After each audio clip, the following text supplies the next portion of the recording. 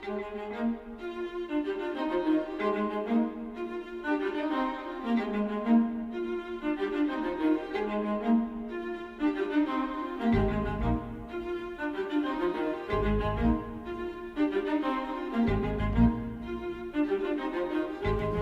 je pense que Fred Vargas, pour moi, c'est à niveau de la façon de pouvoir maintenir le suspense.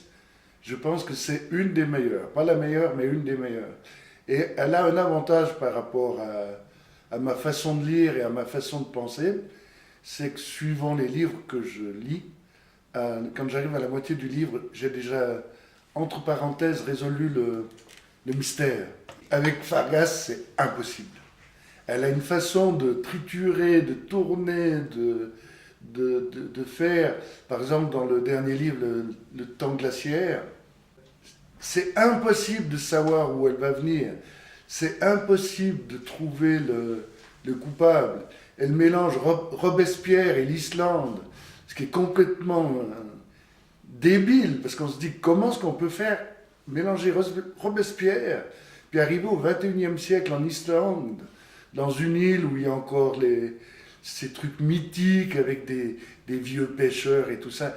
On rentre en plein dedans. Moi, j'ai eu des soirs où j'étais fatigué, j'étais crevé, où j'ai continué à lire tellement que ça me prend aux tripes, que je me disais, c'est assez impressionnant, ce type, il a les sentiments d'une femme. Puis un jour, je l'ai entendu à la radio, et je me suis rendu compte que c'était une femme.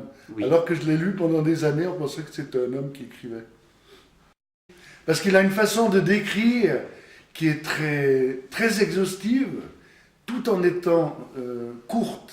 Par exemple, Millennium, à un moment, quand il parle dans son truc médico-scientifico-politique, c'est presque sur 40 pages. Tandis que là, quand elle parle des fameux, comment est-ce qu'on appelle ces êtres mystérieux finlandais, pas les glones, elle en parle d'une façon très précise, mais sur 5 lignes, on sait qui c'est. Tandis que dans certains livres, il y a plus de descriptions que d'histoire. Et Fred Vargas, quand on rentre dans ses livres, c'est tout simplement passionnant. Ça pourrait être débile, mais écrit comme c'est écrit, c'est tout simplement passionnant. Elle a énormément de talent, elle a énormément de sensibilité, et je pense que si elle a du succès, elle ne l'a pas volé.